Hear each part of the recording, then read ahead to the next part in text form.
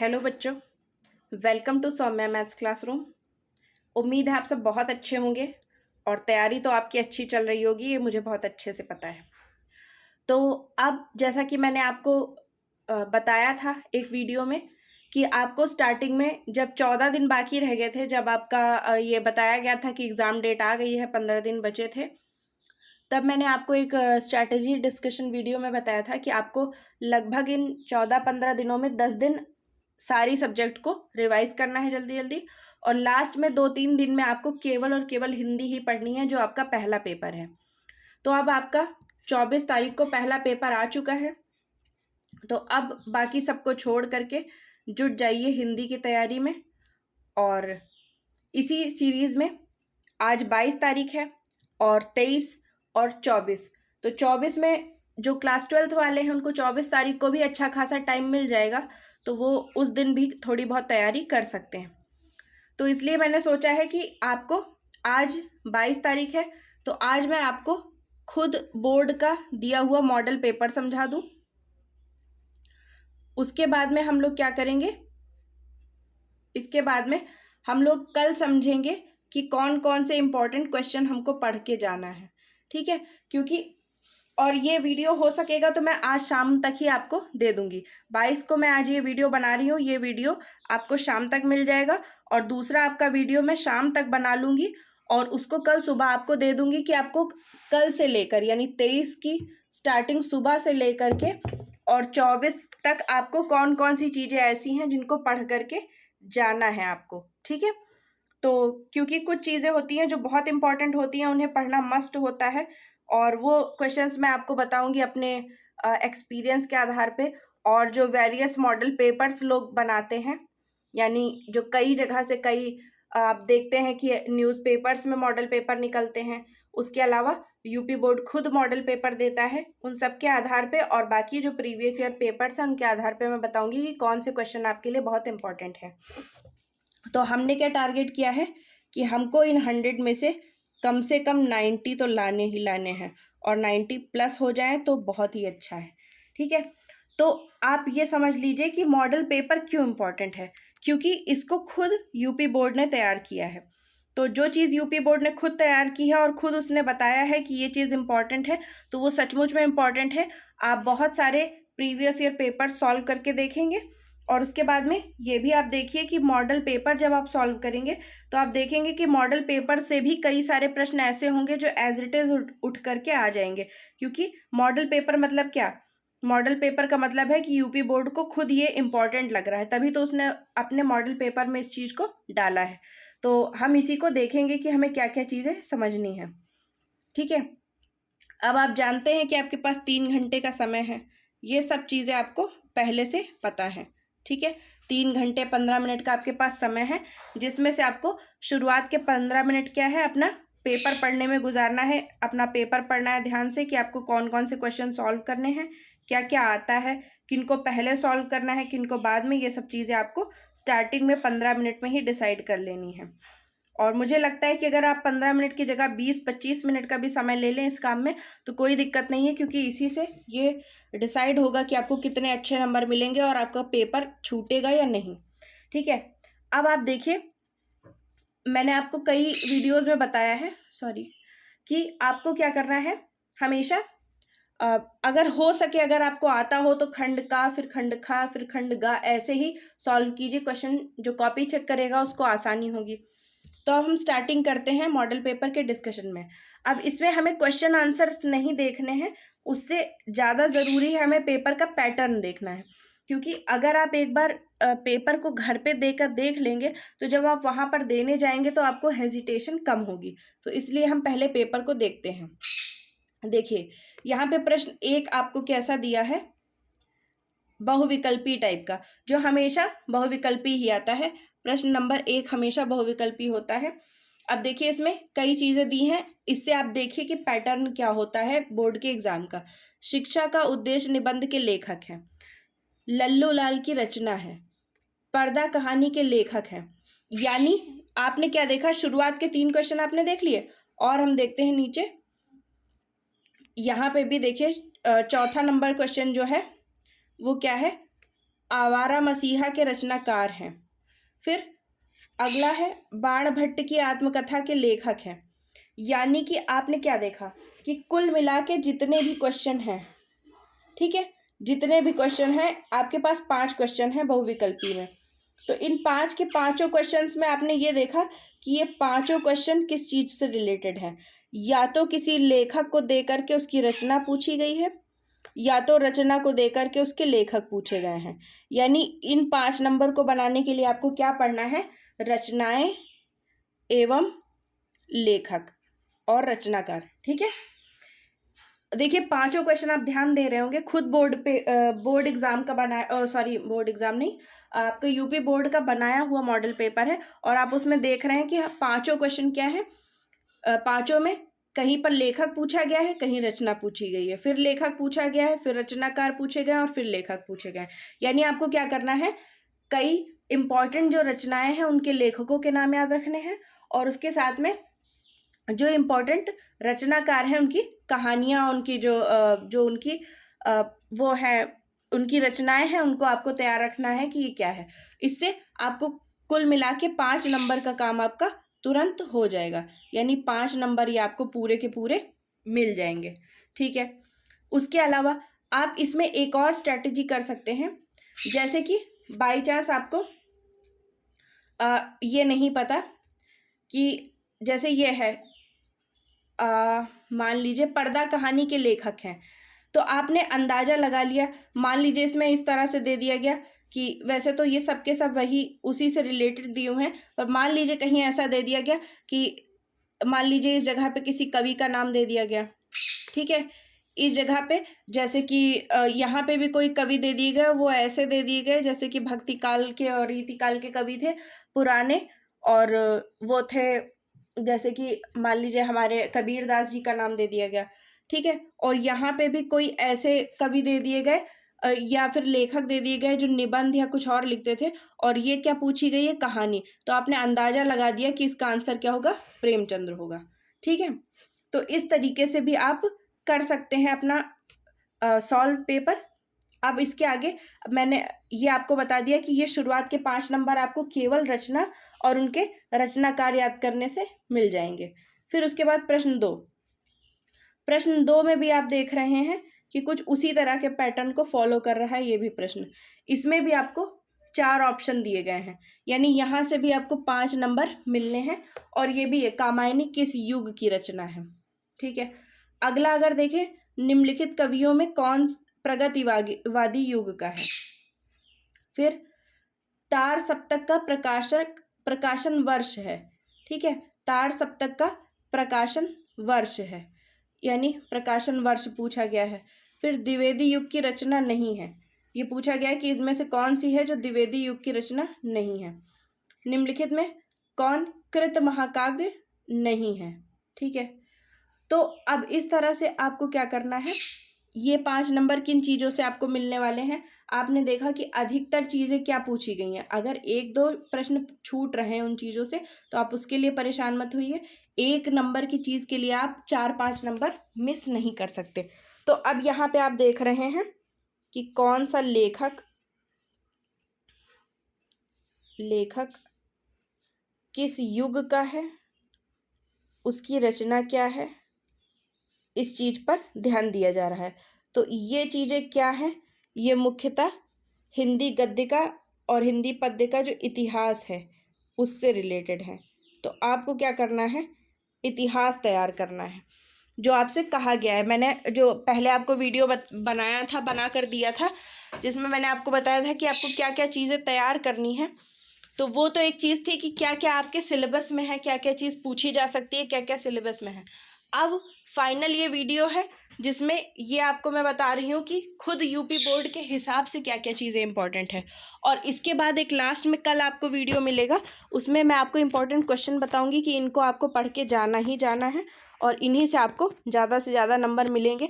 यानी आपको 100 में से कम 60-70 नंबर का तो कल के वीडियो से ही मिल जाएगा। वो चीज़ें ज़रूर आप पढ़ के जाएँ, और उसके अलावा जो आपने साल भर में पढ़ा है वो सब मिला कर के आप 90 से ज़्यादा नंबर गेन कर सकते हैं। तो अभी तक हमने 2 चीज़ें देखी। पहला क्या देखा कि पहला हमको क्या चीज़ तैयार करनी है, रचना और रचनाकार। ठीक है, एक तो ये तैयार करना है ऊपर के 5 नंबर पाने के लिए, और दूसरा हमें क्या करना है, गद्य व काव्य का इतिहास। ठीक है, इतिहास। अब इतिहास में क्या होगा, कौन सा लेखक किस समय का है, उसकी रचना क्या है, कौन सा काल किस समय से किस समय तक चला, यानी प्रगतिवादी युग कब शुरू हुआ कब खत्म हुआ, छायावादी युग कब शुरू हुआ कब खत्म हुआ, ठीक है, शुक्ल युग कब शुरू हुआ कब खत्म हुआ, ये चीज़ें आपको तैयार करनी है। तो यहाँ से आपने देखा कि 5 नंबर इधर और 5 नंबर इधर, 10 नंबर का काम आपका यहीं से हो जाएगा। तो ये चीज़ें आपको इम्पॉर्टेंटली तैयार कर लेनी है, और ख़ुद यूपी बोर्ड के हिसाब से ये चीज़ें इम्पॉर्टेंट हैं। अब इसके बाद में अगर हम आगे चलें, ठीक है, तो प्रश्न नंबर 3 पे पहुंचते हैं। और प्रश्न नंबर 3 बहुत इंपॉर्टेंट है, क्योंकि 10 नंबर सीधा आपको ये दिलाएगा प्रश्न। देखिए, दिए गए गद्यांश पर आधारित निम्नलिखित प्रश्नों के उत्तर दीजिए। और मुझे लगता है कि ये हिंदी के पेपर का सबसे ईजीएस्ट पोर्शन होता है, जिसमें आपको खुद समझ लीजिए कि आपकी बुक का एक हिस्सा दे दिया जाता है और उसी से आपको ढूंढ करके आंसर लिखने होते हैं। ठीक है, तो बहुत ही आसान है, छोटा सा एक देखिए पैराग्राफ आपको दिया हुआ है, और इसी से पहले तो आपका इसका संदर्भ लिखना है। तो संदर्भ का आप मतलब जानते हैं कि पूरी इन 4-5 लाइनों में जो भी चीज़ आपसे जो भी आपको बताई गई है, इसको आप छोटा से छोटा कैसे लिख सकते हैं, इसका क्या संदर्भ होगा, यही मतलब है, यानी किस संदर्भ में ये बात कही गई है। ठीक है, क्या चीज़ समझाने के लिए कहा गया है, ये चीज़ आपको लिखनी है, और ये बहुत इंपॉर्टेंट है। और आप ये भी देख सकते हैं कि 10 नंबर का है, यानी इसमें 5 क्वेश्चन आपको दिए गए हैं, और हर क्वेश्चन क्या है, 2-2 नंबर का है। तो अगर आपने 2 में से 1.5 नंबर भी गेन कर लिए तो बहुत हो जाएगा आपके लिए, 6-7 नंबर आपके बन जाएंगे यहीं से। फिर देखिए, बहुत छोटी छोटी चीज़ें हैं। धरती वसुंधरा क्यों कहलाती है, कितना ईजी सा वो होगा। फिर रेखांकित अंश की व्याख्या कीजिए, ये मोस्ट इम्पॉर्टेंट है, ये हमेशा आता है। यानी जब भी आपको इस तरह से एक पैराग्राफ दिया होगा तो उसका कोई रेखांकित अंश होगा जिसके नीचे रेखा खींची गई होगी, और उसकी आपको व्याख्या करनी है। ठीक है, अब ये सारे के सारे क्वेश्चन ये इम्पॉर्टेंट तो हैं, और साथ में आपको उसी से मिल जाएंगे जहाँ से आपने पढ़ा है। अब जैसे देखिए ये, और सबसे अच्छी बात क्या है, आपको एक यहाँ पर दिया हुआ है ऊपर, एक आपको एक इधर दे दिया गया है आपको ये, और इसके बाद में एक और दे दिया गया है यहाँ पे आपको दूसरा पैराग्राफ। यानी आपको जो आता हो वही कर लीजिए। ठीक है, कोई ज़रूरी नहीं है कि आपको एक ही करना है, आपको जो आता होगा वो आप कर सकते हैं आराम से। तो यहाँ से 10 नंबर आपके ईजिली मिल सकते हैं। अब सेम आप जानते हैं कि जो चीज़ें आपको वहाँ पे गद्य में मिलेंगी वही आपको फिर काव्य में मिलेंगी। तो सेम देख रहे हैं, अब यहाँ पे आपको एक पद्य दिया गया है, यहाँ पे अब आपको एक ये काव्य दिया गया है, और इसमें भी वही करना है। इसमें भी देखिए, इन 2 लाइनों के नीचे रेखा खींची हुई है, यानी रेखांकित अंश की आपको व्याख्या करनी है। उसके बाद में ये देखिए एक आगे दिया है, यहाँ पे देखिए संदर्भ लिखना है, रेखांकित अंश की व्याख्या करनी है, और फिर 3 क्वेश्चन दिए गए हैं। तो इसमें एक क्वेश्चन ये भी दिया गया है कि पद्यांश का भाव स्पष्ट कीजिए, यानी इसमें क्या हमको समझाया गया है, क्या किस भाव से इसे लिखा गया है। और भाषा की विशेषता बतानी है, यानी कि इसमें किस तरह की भाषा का प्रयोग किया गया है, ये आपको बताना है। ठीक है, तो ये भी चीज़ आप देख रहे होंगे कि पद्य में क्या है, कुछ चीज़ें ग्रामर से भी पूछ ली जाती हैं। जैसे भाषा की विशेषता बतानी है, तो आपको ये कुछ चीज़ें ऐसी हैं जिनको आप कॉमन याद कर लीजिए।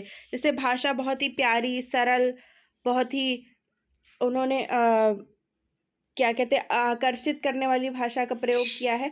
तो इस तरह की चीज़ें लिख करके आप क्या कर सकते हैं, नंबर गेन कर सकते हैं।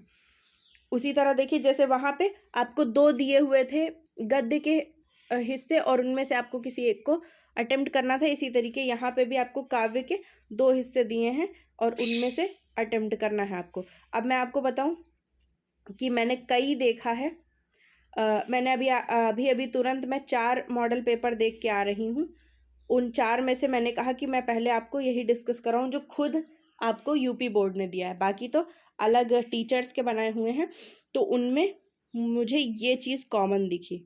ठीक है, तो ये बहुत इम्पॉर्टेंट है मेरे हिसाब से, इसको आप ज़रूर तैयार कर लीजिएगा, क्योंकि मैंने ये खुद यूपी बोर्ड का बनाया हुआ है और इसके अलावा एक दो टीचर्स के और बनाए हुए मैंने जो देखे उनमें भी ये चीज़ कॉमन थी। ये जो पंक्तियां हैं ये बहुत इंपॉर्टेंट हैं, तो इनका संदर्भ अच्छे से समझ लीजिए। रेखांकित अंश की व्याख्या यानी पूरे की व्याख्या देख लीजिए, क्योंकि रेखांकित अंश वो बदल सकते हैं। मान लीजिए इसमें यहाँ पे लाइनें लगा दी हैं, अगले में क्या कर देंगे, इस वाले में 2 लाइनें खींच देंगे और आप अब इसे समझाइए। तो ये चीज़ बदल सकती है, लेकिन आप इसको ज़रूर तैयार कर लीजिएगा। उसी तरीके आपको यहाँ पे भी 3 क्वेश्चन दिए गए हैं और बाकी एक संदर्भ और एक व्याख्या। और संदर्भ और व्याख्या में के बाद में जो क्वेश्चन आपको दिए हैं उसमें भी देखिए ग्रामर से आ गया है। अलंकार बताइए, जलद और कृषक ललना का अर्थ बताइए। कितना इजी है। जलद का मतलब होता है बादल और कृषक ललना का मतलब क्या होता है कि किसान के घर की औरत। ठीक है, ललना मतलब क्या होता है, औरत होता है। तो किसान की बेटी भी आप कह सकते हैं, किसान के घर की महिला यानी एक महिला कृषक भी आप कह सकते हैं। तो कितना इजी है, इसमें 2 नंबर गेन करने में कौन सी कठिनाई होने वाली है, किसी को नहीं। होठों की और कमल मुख में अलंकार और लगा हुआ है, तो यहाँ से आप आराम से निकाल सकते हैं कि अलंकार कौन सा होगा। ठीक है, कितना इजी है ये नंबर गेन करना। फिर प्रश्न नंबर 5 पे हम पहुँचते हैं और देखते हैं कि इसमें हमें क्या क्या चीज़ समझनी है। निम्नलिखित में से किसी एक लेखक का साहित्यिक परिचय देते हुए उनकी प्रमुख रचना को उल्लेख कीजिए। 3 + 2 यानी 5 नंबर का। अब ये 5 नंबर भी हमारे लिए बहुत इंपॉर्टेंट है और बहुत ईजी भी हैं। और ये भी साथ में दिया है कि शब्द सीमा अधिकतम 80 वर्ड है। तो आपको क्या करना है कि कम से कम अभी 2 दिन है, पूरा 22 तारीख है, पूरी 23 है और 24 भी आपके पास आधी है। तो इसमें आपको ये चीज़ लिख करके देख लेनी है कि आप 80 वर्ड से अधिक तो नहीं जा रहे। अब एक चीज़ ध्यान दीजिएगा कि बहुत अपनी काबिलियत दिखाने के चक्कर में बहुत बड़ा मत लिखिएगा, क्योंकि 2 बातें हैं। पहला तो आपको ओवर एक्टिंग या ओवर स्मार्टनेस दिखाने की वजह से कुछ एग्जामिनर गुस्सा भी हो जाते हैं, और दूसरी बात ये भी है कि आपका जो समय है वो भी बर्बाद होता है। अगर 80 का है, आप 100 शब्दों का लिख रहे हैं, तो 20 एक्स्ट्रा शब्द लिखने में कुछ समय आपका चला ज़रूर जाएगा। तो ये चीज़ ध्यान दीजिएगा। अब मैं इसमें आपको इम्पॉर्टेंट बता दूं, मेरे हिसाब से पहली बात तो इसमें इम्पॉर्टेंट ही दिए ही हैं। आचार्य हजारी प्रसाद द्विवेदी और वासुदेव शरण अग्रवाल, ये 2 लोग तो बहुत इंपॉर्टेंट हैं जन्मों से। और अब डॉक्टर APJ अब्दुल कलाम आ गए हैं, तो इम्पॉर्टेंट ये भी हैं, क्योंकि ये भी हमारे पूर्व राष्ट्रपति रह चुके हैं, तो ये भी बहुत इंपॉर्टेंट है। अब सेम देखिए उसी तरीके जैसे वहाँ पे लेखक का साहित्य परिचय था, जीवन परिचय, साहित्यिक परिचय, उसी तरीके यहाँ पे कवि का साहित्यिक परिचय, और ये भी 5 नंबर का है, यानी 10 नंबर तो आपको यहीं से मिल जाएंगे। और मैंने आपको एक तरीका बताया था कि अगर आपके पास 5 लेखक हैं तो 5 में से किन्हीं 4 का कम से कम, और बल्कि 3 का, लाइन से किन्हीं 3 का आप याद कर लीजिए साहित्यिक परिचय, और उतने से क्या होगा, आपका काम हो जाएगा। और 3 का नहीं तो कम से कम 4 का याद कर लीजिए। ठीक है, तो इससे क्या होगा, आपका कोई भी छूटेगा नहीं। यहाँ पे 4 का आप याद कर सकते हैं। तो अब यहाँ पे हम देखते हैं कि कौन कौन से कवि इंपॉर्टेंट हैं। यहाँ पे कवियों को तो पहले से ही उन्होंने बहुत इंपॉर्टेंट ही वाले दिया है। मैथिली शरण गुप्त बहुत पूछे जाते हैं, सुमित्रा नंदन पंत, रामधारी सिंह दिनकर, ये तीनों बहुत पूछे जाते हैं। तीनों लोग बहुत ही इंपॉर्टेंट हैं, इनको आपको तैयार ही करना है। तो इम्पॉर्टेंट की घात इन्फिनिटी है ये। ठीक है, अब इसमें भी आपको अधिकतम सीमा 80 शब्दों की दी हुई है, और इसको ध्यान में रख करके एक बार प्रैक्टिस कर लीजिए। इन तीनों के आप याद कर लीजिए। इन तीनों में से देखिएगा आपके बोर्ड एग्जाम में कम से कम ये 2 या 1 जरूर ही कोई ना कोई आएगा। तो इन तीनों को लगातार आप याद कर लेंगे, एक कोई आ जाएगा, आप आराम से लिख सकेंगे। ठीक है, और बहुत अलग बनने के चक्कर में भी मत पड़िए। ये मत सोचिए कि आपका दोस्त, अगर आपके 2-3 दोस्तों ने कहा है कि मैं इनका लिखूंगा सुमित्रा नंदन पंत का, तो आप किसी और का ही लिखें, इससे कोई दिक्कत नहीं है, आप कोई भी लिख सकते हैं। फिर अब ये चीज़ जो आई ये भी इम्पॉर्टेंट है, जहाँ पे आपको कहानी के उद्देश्य पर प्रकाश डालना है। लेकिन इसके लिए आपको कोई अलग से प्रैक्टिस नहीं करनी है, आपको केवल 2 चीज़ें करनी है, इसको रटने की कोई ज़रूरत नहीं है। अगर आपने कहानी पढ़ी होगी तो ये आपको ऐसे ही समझ में आ गया होगा। अब कहानी का उद्देश्य और कथा वस्तु अपने शब्दों में। पहली बात तो इनके अंतर पर ध्यान दीजिएगा, ठीक है। मतलब क्या होता है, ज़्यादातर टीचर्स भी और खुद बच्चे भी ये गलती करते हैं कि वो एक ही चीज़ कहानी के उद्देश्य में भी लिख देते हैं और अगर कहीं कथा वस्तु आ गई तो उसमें भी लिख देते हैं। देखिए, किसी कहानी को लिखने का उद्देश्य दूसरा होता है और उसकी कथा वस्तु दूसरी होती है, ठीक है। बताते कुछ और हैं, समझाना कुछ और चाहते हैं। तो इसमें जो चीज़ समझाना चाहा है लेखक ने, यानी अपनी कहानी सुनाकर जो समझाना चाहता है लेखक, वो चीज़ आपको उसे समझानी है अन्य लोगों को, यानी अपने एग्जामिनर को। और कथा वस्तु में क्या है, जो कहानी लिखी गई है उसी को आपको अपने शब्दों में लिखना है। यानी एक में क्या करना है, एक में मान लीजिए, ये सपोज करके आज बैठिएगा, जैसे आपको कहानी और कहानी तीनों बहुत इंपॉर्टेंट दी हैं, इन तीनों में से अब ये चीज़ ध्यान दीजिएगा कि जैसे मान लीजिए बोर्ड एग्ज़ाम ने खुद ये पेपर जो बनाया है, इसमें मान लीजिए इस तरह दे दिया है, बहादुर अथवा पंचलाइट कहानी के उद्देश्य पर प्रकाश डालिए। तो हो सकता है 24 तारीख वाले पेपर में इसको इसी तरह से दे दें, बहादुर अथवा पंचलाइट कहानी की कथा वस्तु को अपने शब्दों में लिखिए। यानी इन कहानियों की कथा वस्तु को पूछ सकता है और ध्रुव यात्रा की कहानी के उद्देश्य को पूछ सकता है, ठीक है। तो ऐसा अक्सर ही हो जाता है। मॉडल पेपर्स को पढ़ना इसीलिए बहुत इंपॉर्टेंट माना जाता है। बहुत से बच्चे लास्ट टाइम में 4-5 टीचर्स के मॉडल पेपर्स लगा के जाते हैं, वो इसी वजह से होता है, क्योंकि अधिकतर सवाल और बल्कि लगभग 90% से ज़्यादा 95% तक सवाल आपको यहीं से मिल जाएंगे। और खुद जो बोर्ड का होता है मॉडल पेपर, वो तो बहुत ही इंपॉर्टेंट होता है, क्योंकि इसमें इधर उधर करके प्रश्न पूछे जा सकते हैं, ठीक है। अब जैसे यही है, तो मैंने आपको क्या बताया कि ऊपर जो कहानी दी है इनकी कथा वस्तु पूछ लेंगे और नीचे जो कहानी दी है उसका कहानी का उद्देश्य पूछ लेंगे। तो कोई ये भी नहीं कह सकता कि उन्होंने अपना मॉडल पेपर कॉपी कर दिया है और साथ में मॉडल पेपर पढ़ने वालों को थोड़ी जो है सुविधा भी हो जाएगी, आसानी हो जाएगी। यानी बच्चा ये कह सकेगा कि मैंने यूपी बोर्ड का मॉडल पेपर सॉल्व किया था तो उसका मुझे फ़ायदा मिला। तो अब आपको ध्यान देना है कि कहानी का उद्देश्य आपको कैसे लिखना है। आपको मन में ये सपोज करना है कि जब आपसे पूछा जाए कि कहानी का उद्देश्य क्या है, यानी सामने बैठा हुआ कोई आपसे ये पूछ रहा है कि तुमने वो कहानी पढ़ी, तो उसका, जैसे आपने बचपन में पढ़ा होगा कि इस कहानी से हमें क्या शिक्षा मिलती है, तो वो जो शिक्षा मिलती है वही हमको उद्देश्य में लिखनी होती है। यानी ये कहानी समझाना चाहती है, जैसे कि मान लीजिए कहानी पंचलाइट है, तो पंचलाइट क्या समझाना चाहती है कि कैसे समाज के ऊंचे तबके के लोग नीचे तबके वालों को किसी बात पर चिढ़ाते थे, टीज करते थे, या कैसे समाज में स्त्री पुरुषों के बीच में दूरी बनाई रखी जाती थी। फिर कैसे समाज का स्ट्रक्चर ऐसा था कि छोटी से छोटी चीज़ आने पर पूरा समाज मिलकर के उसे मनाता था, एंजॉय करता था। एक पंचलाइट आने पर पूरा पूजा की गई थी, बिना पूजा पाठ किए कोई चीज़ शुरू नहीं की जाती थी। तो इस तरह की चीज़ें आप समझा सकते हैं। यही कहानी का लिखने का उद्देश्य है, यही चीज़ लेखक अपने समय की इस चीज़ को लोगों के सामने रखना चाहता था, इसीलिए उसने ये कहानी लिखी है, ठीक है। अब आप तो ये सब चीज़ें नहीं देखते, तो इसी वजह से लेखक क्यों कहानी लिखते हैं कि वो अपने समय की ये बातें या किसी समय की ये बातें बताना चाहते हैं कि पहले ऐसा होता था। अब अगर कथा वस्तु पूछी जाएगी, तो कथा वस्तु में आपको क्या लिखना है कि समझ लीजिए कि सामने कोई बैठा है और उसने आपसे ये कहा कि मैं कहानी पढ़ना नहीं चाहता हूँ, तो मुझे कहानी सुना दो। तो आप कहानी को कैसे सुनाएंगे? पूरा लाइन टू लाइन बुक की तरह पढ़कर बुकिश लैंग्वेज में तो आप उसे नहीं समझाएंगे, उसे क्या करेंगे, अपने शब्दों में सुना देंगे। तो समझ लीजिए कि कहानी को अपने शब्दों में लिखना कथा वस्तु होता है और कहानी को समझाना कि वो क्यों लिखी गई है वही उसका कहानी का उद्देश्य होता है। तो ये दो चीज़ें आपको तैयार करनी है अच्छे से, और आज कोशिश कर लेनी है एक बार 80 शब्दों में इसको लिखने की, ठीक है। अब उसके बाद में हम पहुँचे हैं प्रश्न नंबर 7 की तरफ। प्रश्न नंबर 7 में हमें क्या पूछा गया है ये देखना है। स्वपठित खंड काव्य के आधार पर किसी एक खंड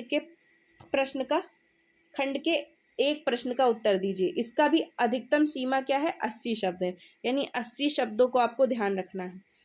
पहला, स्वपठित खंड काव्य, तो आप ये याद रखेंगे कि आपके ज़िले में यानी आपके डिस्ट्रिक्ट में कौन सा खंड काव्य चलता है, ये चीज़ आपको ध्यान होनी चाहिए, ठीक है। तो अब इसमें आप देख रहे हैं बहुत से प्रश्न दिए हैं श्रवण कुमार के बारे में, उसी नायक का चरित्र चित्रण यानी श्रवण कुमार का चरित्र चित्रण करना है, और या फिर दशरथ का करना है, यानी 2 रोल में से किसी एक का करना होता है। मेन आप याद रख लीजिए, एक तो जो मेन रोल होता है, मेन रोल मतलब नायक जो होता है, और एक जो उसका सपोर्टिंग रोल होता है। सपोर्टिंग रोल मतलब जो नायक के बाद सबसे इम्पोर्टेंट रोल होता है। अगर इन दो को आप चरित्र चित्रण याद कर लेते हैं तो क्वेश्चन आपका कहीं और नहीं जाने वाला, यही 2 चीज़ें पूछी ही जा सकती हैं। और वैसे भी आप जानते हैं कि आपके में बहुत से खंड काव्य है, लेकिन पढ़ना आपको केवल और केवल एक ही है, यानी खंड काव्य से आपको केवल और केवल 2 ही प्रश्न तैयार करके जाना है, एक उसके नायक का चरित्र चित्रण और दूसरा उसके सपोर्टिंग रोल का चरित्र चित्रण। इतना आप तैयार कर लेंगे तो तीसरा प्रश्न नहीं आएगा। अब तीसरा प्रश्न आ सकता है तो यह आ सकता है कि खंड काव्य को उसके सार को समझाइए। तो अगर सार को समझाने को पूछा भी जाएगा तो उसके बाद अथवा करके आपको या तो नायक का चरित्र चित्रण लिखने का एक अगला प्रश्न होगा और या फिर उसके सपोर्टिंग रोल का होगा। तो आपको मेन रोल या सपोर्टिंग रोल का जब याद होगा तो आप उसे लिख कर आ जाएंगे, फिर आपको उसका सार लिखने की कोई ज़रूरत है ही नहीं। तो आप ये 2 चीज़ें तैयार कर लीजिए, फिर आपको कुछ और पढ़ने की ज़रूरत इसमें नहीं पड़ेगी। अब आप ये ध्यान दीजिएगा कि आपके में कौन सा चलता है, श्रवण कुमार चलता है, रश्मि रथी चलता है, मुक्ति यज्ञ, त्यागपथी, आलोक वृत्त, सत्य की जीत। इनमें से आपके जिले में कौन सा चलता है, बस आपको यही चीज़ ध्यान रखनी है। अब हम आ चुके हैं खंड खा में, इसे भी ध्यान से देखते हैं। अब इसमें क्या है, अनिवार्य संस्कृत का पार्ट आ चुका है। 7 नंबर आपको यहाँ से मिलेंगे। दिए गए संस्कृत गद्यांशों में से किसी एक का ससंदर्भ अनुवाद कीजिए, और अनुवाद किस में करना है, हिंदी में करना है, यानी संस्कृत में दिया है, हिंदी में उसे अनुवाद करना है। अब मैं आपको बता दूं, ये महामना मालवीय चैप्टर का है और ये बहुत इम्पोर्टेंट है, समझे। ये जो चैप्टर है ये बहुत इम्पोर्टेंट है, इसको आप ज़रूर तैयार कर लीजिए। महामना मालवीय, जैसे कि मैंने आपको बताया कि मैंने 4-5 जो देखे मॉडल पेपर, उनमें एक मैंने आपको जो पद्यांश बताया था वो कॉमन था, उसी तरह ये गद्यांश जो संस्कृत का है महामना मालवीय का, वो बहुत इम्पोर्टेंट है। लगभग हर मॉडल पेपर में इस चैप्टर में से ही गद्यांश दिया गया है आपको हिंदी में ससंदर्भ अनुवाद करने के लिए। तो आप इस चैप्टर को ज़रूर पढ़ के जाइए। अथवा करके फिर इसमें कोई और दिया हुआ है, अथवा करके मैंने एक और देखा जिसमें पंडित नेहरू के बारे में कुछ है। तो क्योंकि हमारे टाइम से अब काफ़ी कोर्स चेंज हो चुका है, यानी कई कहानियाँ कई चीज़ें बदल गई हैं, तो लेकिन ये चीज़ जो है ये इम्पॉर्टेंट है, ये हमेशा से इम्पॉर्टेंट थी, तो इसको आप ज़रूर तैयार कर लीजिए। अब गद्यांश के बाद देखिए सेम उसी तरीके एक संस्कृत में आपको पद्यांश दिया है और उसका भी आपको ससंदर्भ हिंदी में अनुवाद करना है। तो ये तो बहुत ही छोटा सा है, ये देखिए, या तो आपको इसमें करना है और या तो इसका करना है, और याद रखिएगा कि दोनों में से एक ही कोई करना है और उसमें से आपको 7 नंबर मिलेंगे, यानी 2 नंबर मिलेंगे आपको संदर्भ लिखने के और 5 नंबर मिलेंगे आपको अनुवाद करने के। अब आप एक चीज़ याद रखेंगे कि आपको ये अलग से प्रश्न, ये 2 + 5 = 7 लिखने की क्या ज़रूरत है, ये लिखने की ज़रूरत इसलिए है कि अब आपका यूपी बोर्ड स्टेप मार्किंग करता है। मान लीजिए बाई चांस आपको इसका अनुवाद नहीं आ रहा है, ठीक है, आपको नहीं इसमें से किसी 1-2 शब्दों का अर्थ नहीं समझ में आ रहा, आप अनुवाद करने में सक्षम नहीं है, तो पहली चीज़ तो आप जानते हैं कि हिंदी और संस्कृत में कुछ शब्द कॉमन होते हैं। तो अगर कोई शब्द आपको नहीं समझ में आ रहा उसका अर्थ क्या होता है, तो आप उसको एज इट इज़ लिख कर भी हिंदी में अनुवाद कुछ कर सकते हैं। थोड़ा बस आपको ध्यान देना है कि वो देखने में अजीब ना लगे, ठीक है।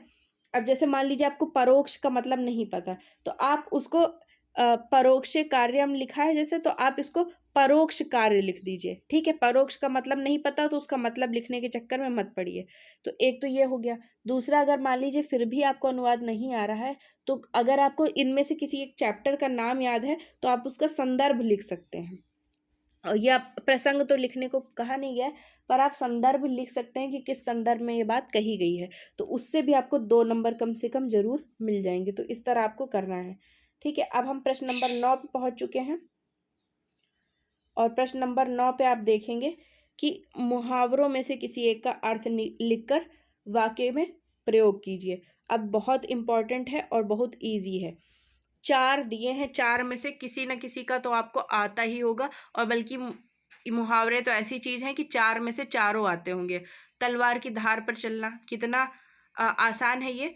वैसे तलवार की धार पर चलना आसान नहीं होता, कठिन होता है, और इसका मतलब भी यही है कि बहुत कठिन काम करना। टका सा जवाब देना यानी कि किसी को बिल्कुल झाड़ देना, बहुत ही जिसे कहते हैं बहुत ही रूखा उत्तर देना।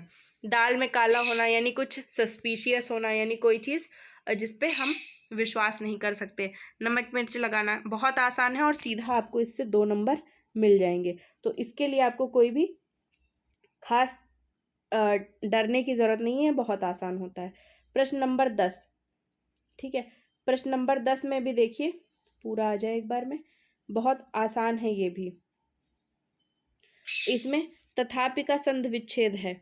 अब इसमें आपको 4 ऑप्शन दिए हैं, इनमें से आपको चूज करना है। अब बहुत इजी ये भी चीज़ है, परमेश्वरा का संधि विच्छेद है, तो परम प्लस ईश्वरा, ये किसे नहीं आता होगा, ये बहुत ही इम्पॉर्टेंट और बहुत ही ईजी हैं, और इनमें से आपको बहुत जल्दी। इसी तरह यहाँ गायक का संधि विच्छेद है, यानी 3 क्वेश्चन आपको दिए हैं और तीनों के तीनों संधि विच्छेद पर हैं। तो आपको ये चीज़ याद रखनी है कि संधि विच्छेद आपको आना चाहिए, संधि विच्छेद आपको आना चाहिए। देख रहे हैं आप, तीनों के तीनों क्वेश्चन संधि विच्छेद पे ही यूपी बोर्ड ने यहाँ पर दिए हैं। फिर विभक्ति और वचन, ये भी चीज़ आपको आनी चाहिए।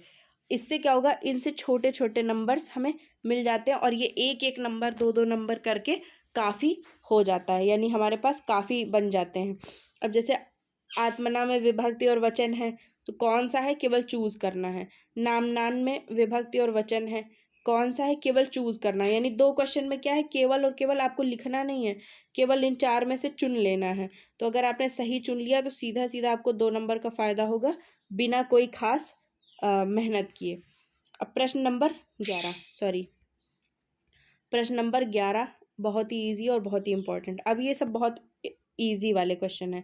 अब इनमें भी देखिए आपको एक एक नंबर, निम्नलिखित शब्द युग्मों का सही अर्थ चयन करके लिखिए। अब एक चीज़ जो बहुत इंपॉर्टेंट है आपको जो ध्यान देनी है, देखिए पहले क्या था, कई जगह पे जैसे मुहावरे आपको 4 दिए थे, 4 में से 1 लिखने थे, तो आप वहाँ पर गौर करके देख लीजिए कि आपको किस तरह से दिया है, क्योंकि इस तरह से की चीज़ें स्विच होती रहती हैं। हो सकता है कभी क्या करें, वो नंबर एडजस्ट करने के लिए 4 मुहावरे दे करके उनमें से किन्हीं 2 का अर्थ लिखने को और उन्हें वाक्य में प्रयोग करने को कह दें, और वो फिर क्या होगा, एक एक नंबर करके वो 4 नंबर का हो जाएगा। 1 नंबर में आपको अर्थ लिखना है, 1 नंबर में वाक्य प्रयोग करना है, और 2 का करना है, तो 4 नंबर का हो जाएगा। अब यहाँ पे, जबकि वहाँ पे क्या दिया था कि आपको किसी एक का करना है, लेकिन यहाँ पे दिया निम्नलिखित शब्द युग्मों, यानी कि इनमें से आपको सबके सबका करना है।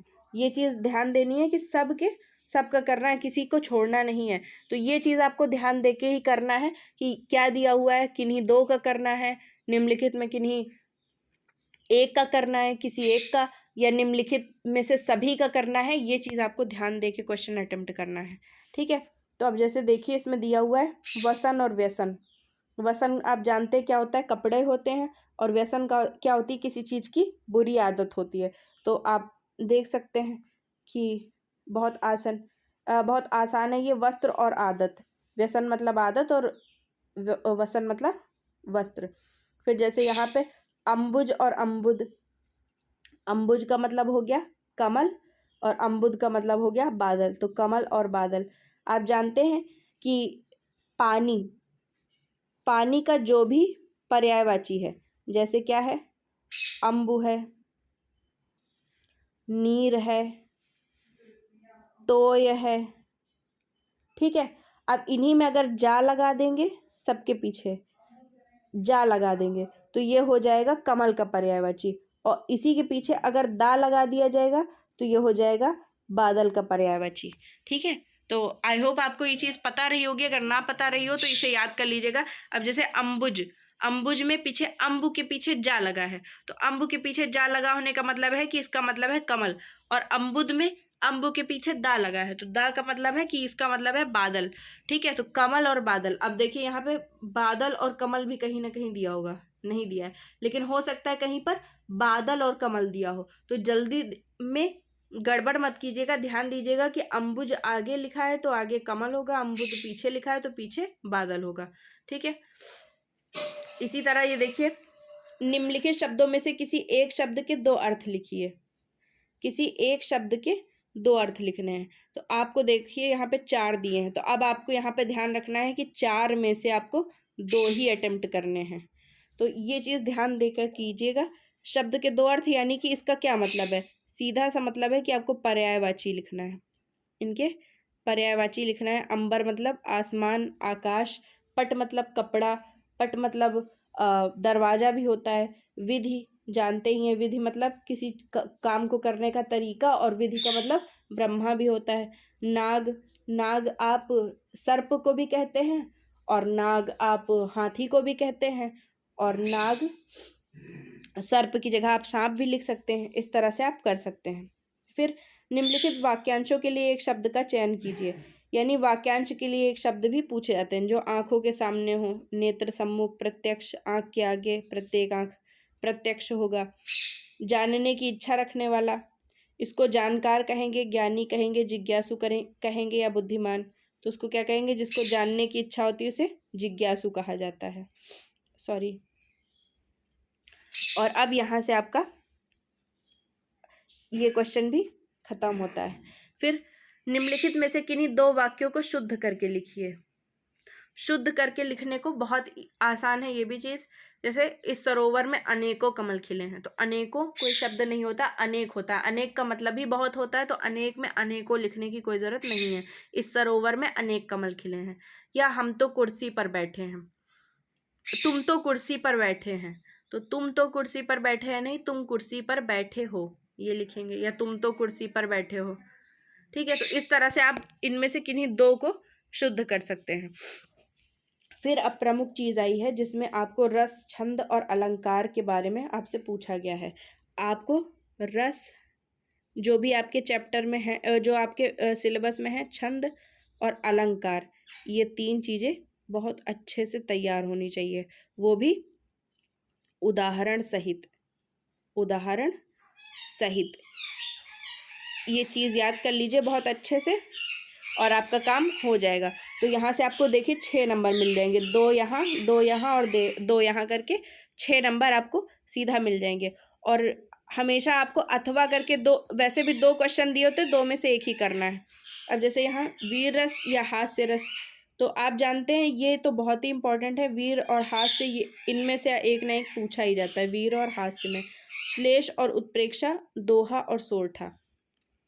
अब आप एक चीज़ याद रखिएगा कि खुद बोर्ड ने ये दिया है, तो इनमें से एक कोई ज़रूर पूछा जाएगा। जैसे यहाँ पे वो वीर रस दे देंगे, और वीर रस के बाद मान लीजिए आपके में, अब मुझे याद नहीं है, मान लीजिए आपके में श्रृंगार हो तो दे देंगे वीर रस तथा अथवा श्रृंगार रस का स्थायी भाव के साथ उदाहरण और परिभाषा लिखिए।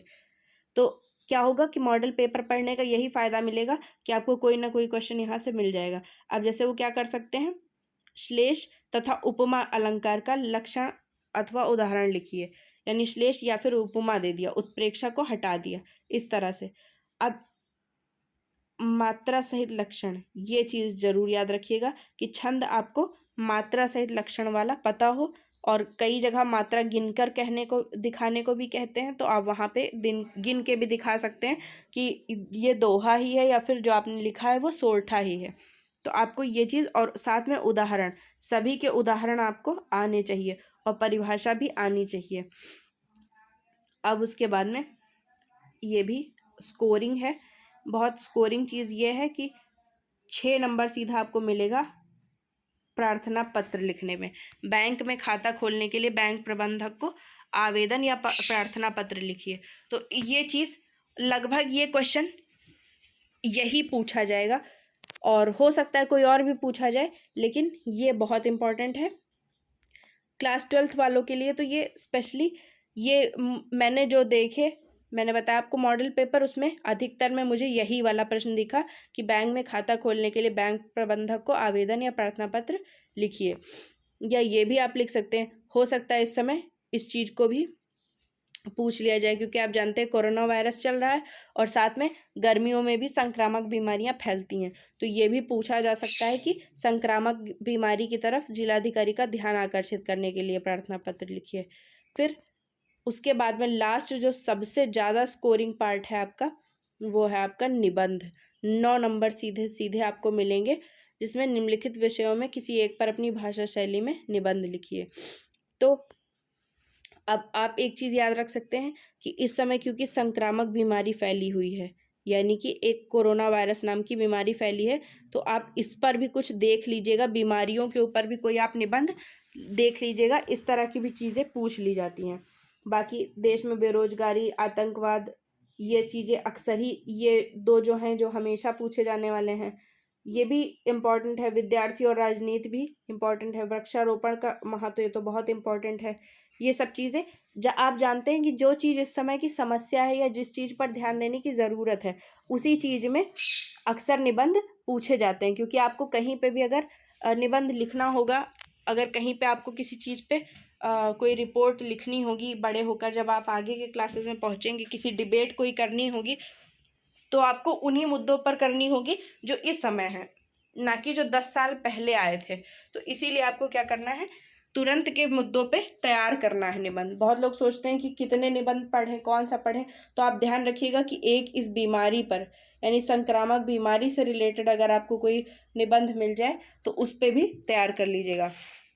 बाकी मैं आपको कुछ और निबंध बता दूं, जैसे मनोरंजन के आधुनिक साधन, ये भी एक इम्पॉर्टेंट हो सकता है। और बाकी समाचार पत्र और बेरोजगारी वाला तो मुझे अक्सर ही जगहों पे दिखा है। और मैं आपको बता दूं कुछ कंप्यूटर के महत्व पर भी आप लिख सकते हैं। भारत की सांस्कृतिक एकता भी आपसे पूछी जा सकती है कि भारत की सांस्कृतिक एकता के ऊपर निबंध लिखिए। राष्ट्रीय त्योहारों पर भी बहुत पूछा जाता है। आप ये भी लिख सकते हैं कि राष्ट्रीय त्योहार कौन कौन से हैं और हम उन्हें कैसे मनाते हैं। सूचना प्रौद्योगिकी और मानव कल्याण, इन पर भी पूछा जा सकता है। और एक बहुत इम्पोर्टेंट जो है, जो आपकी शिक्षा से ही रिलेटेड है, और आप जानते हैं कि अब नई शिक्षा नीति लागू की गई है, तो अब ये भी है कि बदलती हुई शिक्षा नीति या नई शिक्षा नीति का छात्रों पर प्रभाव, इस तरह का भी कोई पूछा जा सकता है आपसे इम्पोर्टेंट निबंध। तो आई होप आपको ये वीडियो बहुत पसंद आया होगा, और अगर पसंद आया हो तो लाइक करें, चैनल को सब्सक्राइब करें और वीडियो को ज़्यादा से ज़्यादा शेयर करें। कमेंट सेक्शन में कमेंट करके बताएं कि आपको वीडियो यूज़फुल लगा या नहीं, कितना यूज़फुल रहा आपके लिए। और उसके बाद में साथ में टेलीग्राम चैनल को भी ज्वाइन कर लें। जब आप पेपर दे कर के आएंगे तो ज़रूर बताइएगा कि जो मैंने आपके लिए ये वीडियोस बनाए हैं वो आपके लिए कितने यूज़फुल रहे। और लास्ट में, क्योंकि अब हम लोग ऑनलाइन जुड़े हैं तो मैं आपसे लड्डू तो नहीं ले सकती, लेकिन हाँ, जब आपके नंबर आ जाएंगे, जब आपका रिजल्ट आ जाएगा, तो आप टेलीग्राम चैनल पर डिस्कशन करके आप नंबर भी बता सकते हैं। चैनल से जुड़ जाएंगे, वहाँ से मैं आपको ग्रुप की लिंक दे दूँगी, आप ग्रुप पे आ सकते हैं और ग्रुप पे हम बातें भी कर सकते हैं। तो प्लीज़ चैनल को सब्सक्राइब करें और वीडियो को लाइक करें, ज़्यादा से ज़्यादा शेयर करें। Thank you.